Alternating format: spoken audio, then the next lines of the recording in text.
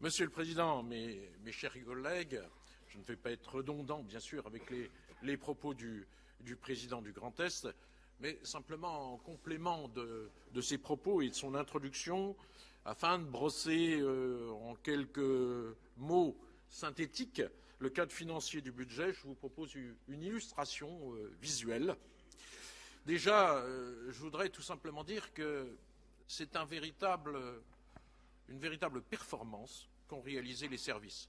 Rappelez-vous, il y a moins de 6 mois, nous votions le budget primitif 2016. Et 6 mois après, nous votons un second budget, le budget 2017. C'est une performance car, pour les services de la région, c'est un travail colossal.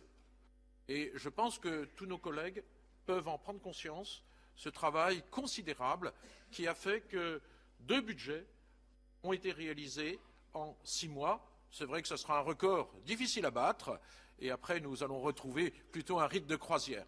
Mais bien sûr, je voudrais aussi remercier profondément les services, bien sûr, François Bouchard, François Charlier, mais aussi Florian Ripert et toute son équipe qui ont travaillé d'arrache-pied pour réaliser ce budget financier. Dans cette présentation générale, nous allons voir 3 points, les recettes, les grands indicateurs de gestion et les dépenses. Les recettes, tout d'abord, avec les ressources régionales, on passe tout de suite à l'autre slide. Donc les ressources régionales qui évoluent mais restent fragilisées par les décisions de l'État et les incertitudes qui demeurent. Je me permets de citer un excellent auteur, en la personne de Patrick Tessin, le président du Césaire, qui déclarait en octobre 2016, je le cite, « Les recettes des régions ont rarement été aussi mouvantes ». Et en effet, il a raison. Ces caractères mouvants de ces recettes est souligné, bien sûr, par la baisse des dotations de l'État, par la menace sur la dotation de compensation régionale de la taxe professionnelle et par la modification de la fiscalité, mais sans pouvoir de taux supplémentaire. Rappelons, comme l'a aussi dit le Président, la baisse de la DGF, qui est toujours équivalent à 40 millions de recettes de fonctionnement, exactement dans le budget 39 900 000. On vous le dit, 451 millions à l'échelle de toutes les régions. La traduction pour notre région, c'est 39,900 000 euros de moins. Ce qui fait en effort cumulé, qui a été demandé par le gouvernement et l'État aux régions françaises, une baisse cumulée de la DGF de 136 millions d'euros, ce qui est colossal. Et contrairement au bloc communal, qui a bénéficié d'une baisse amoindrie de moitié, eh bien, cette année, la région est encore sollicitée à hauteur d'une somme très, très importante. Autre sujet d'inquiétude, la baisse de la DCRTP, équivalente, on vous dit, à 10 200 000 euros, et sont des recettes de fonctionnement, bien sûr, en moins pour la grande région. En fait, c'est l'intégration, on vous le dit, de la DCRTP dans l'enveloppe normée des dépenses annoncées dans le PLF. En fait, c'est un système de péréquation assez complexe, mais en fait, c'est assez injuste, parce que ça pénalise surtout les territoires les plus fragiles, et ça pénalise beaucoup moins les territoires qui se portent mieux. Alors, bien sûr, il y a toute une section d'amendements qui sont prévus au Parlement, mais vous avez bien compris que la loi de finances n'était pas encore votée, et nous devons délibérer avant la fin de cette loi de finances. Ça veut dire que nous avons été prudents, et bien sûr, nous avons intégré dans notre budget cette baisse de 10 200 000 euros qui constitue évidemment une ponction importante dans le budget régional. Vous connaissez maintenant la modification de la fiscalité pour financer le transfert des compétences transport. On vous le remet à travers le tableau. La répartition de la CVAE jusqu'en 2016, la répartition nouvelle à partir de 2017, c'est-à-dire que les régions voient un doublement de leur CVAE. Et c'est vrai que dans le budget, la CVAE est plutôt dynamique, mais est quand même aussi sujette à modification au fil des ans. Alors je vous rappelle que ces transferts de compétences font grimper en trompe-l'œil le budget, mais ce sont des transferts de compétences qui sont neutres financièrement, puisque, vous savez, vis-à-vis des départements, il y a reversement si trop perçu, ou un versement complémentaire si transfert insuffisant. Et c'est pour ça que, dans les dépenses, vous voyez une somme de 80 millions d'euros qui est prévue aussi pour reversement au département. Nous passons autre modification de la fiscalité prévue. Le fonds de compensation pour la reprise des actions de développement économique des départements. Vous regardez, vous avez tous suivi ce feuilleton avec la négociation qu'a menée au titre de président de l'Association des régions de France, le président Richert, avec ce combat de tous les instants, avec un compromis qui était arrivé à hauteur de 600 millions d'euros pour l'ensemble des régions, ce qui nous faisait une recette de 50 millions d'euros pour la région Grand Est, mais c'est de nouveau en baisse, puisqu'on se retrouve à hauteur de 450 millions d'euros, ce qui ne nous fait pas 50 millions d'euros supplémentaires, mais seulement 38 millions d'euros pour la région Grand Est. Donc le compte, bien sûr, n'y est pas. Nous avons également le swap qui est prévu entre la TVA et la DGF, mais prévu en 2018. Donc, financièrement, c'est un effet retard, au bout d'un an. Donc, pour que l'on puisse bénéficier de cette dynamique, de cette nouvelle ressource, la TVA, qui augmente de 3% par an, il aurait fallu déjà que ce swap se fasse en 2017. C'est le sens des amendements et toujours du combat du président de l'ARF. C'est vrai que pour l'instant, nous n'avons pas la réponse. En ce qui concerne les autres ressources, en particulier la taxe sur les certificats d'immatriculation, vous avez choisi, mes chers collègues, une harmonisation des taux sur 3 ans. Je vous rappelle qu'on a fait un geste politique fort, c'est l'exonération des véhicules propres, c'est-à-dire les véhicules électriques, les véhicules hybrides, les véhicules fonctionnant au biocarburant, à l'éthanol.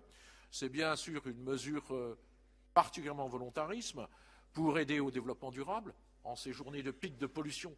Vous avez bien compris que quelque part nous accompagnons la mutation des industries automobiles. Et puis, vous savez que nous sommes une région grande productrice de biocarburants. Alors, si vous regardez le graphique, bien sûr, vous voyez en 2017 une baisse de la taxe d'immatriculation pour les Lorrains, mais bien sûr une hausse pour les Alsaciens et les Champardonnais. À cause de cette exonération des véhicules propres, en 2017, nous avons une baisse des ressources liées à cette taxe sur les certificats d'immatriculation de plus de 2 millions d'euros, mais nous espérons retrouver une recette équivalente à partir de 2019. Vous arrivez au schéma synthétique qui montre finalement que les pouvoirs de fixation des taux de la région sont extrêmement réduits. Ils sont réduits à 11% des ressources globales de la région, la TICPE par modulable et la taxe sur les certificats d'immatriculation. Et vous voyez, ça ne représente pas grand-chose. Les dotations et participations de l'État sont plutôt en baisse avec la DGF, la DGD, les péréquations, la DCRTP. Bien sûr, il y a le plan des 500 000 formations qui renforce aussi ces dotations de l'État. Quant aux ressources fiscales sans pouvoir de taux, je vous rappelle qu'elles sont la CVAE, l'IFER, les FNGIR, la TICPE non modulable et la taxe d'apprentissage. Donc vous voyez des ressources finalement non maîtrisées, principalement pour la région, à hauteur de 90%. Nous ne maîtrisons pas nos ressources. Petit rappel quand même, puisque nous sommes la plus grande région transfrontalière de France, un budget donc bien modeste vis-à-vis de nos voisins. Alors, rappelez-vous, on a quand même 5 500 000 habitants, on a une superficie 2 fois la Belgique, et pourtant, regardez, nous sommes le budget le plus faible de nos voisins. La Wallonie, avec 3 600 000 habitants, c'est 8 milliards d'euros. La Rhénanie-Palatinat, avec 4 millions d'habitants, c'est quasiment 24 milliards d'euros. Et bien sûr, le Bade-Wurtemberg, avec 10 700 000 habitants, avoisine les 42 milliards d'euros. Vous avez bien compris que la décentralisation était beaucoup plus complète dans nos voisins. Mais ça veut dire qu'avec ce budget contraint, bien sûr, la volonté et les efforts sont très importants. Les grands indicateurs de gestion, vous les savez, on les avait fixés dès l'origine au début de mandat. Ils veulent témoigner d'une gestion rigoureuse. C'est finalement le fil rouge de l'action financière dans le mandat. Et à chaque fois, au moment des budgets, on fera un point régulier sur ces grands objectifs. Le taux d'épargne brute, vous regardez qu'il y avait une sorte d'érosion constante du taux d'épargne brute qui nous permet d'investir, je vous le dis, c'est quand même le plus important.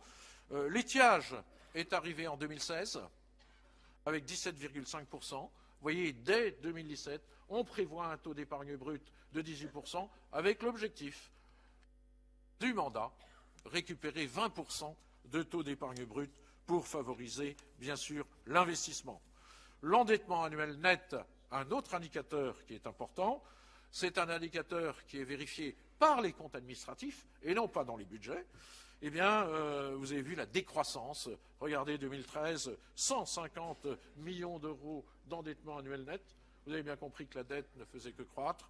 Et là, depuis 2 ans, eh bien, en 2016, l'objectif, c'est 50 millions d'euros, qui sera vérifié au cours du compte administratif 2016, et également un objectif ambitieux en décembre 2017, 50 millions d'euros.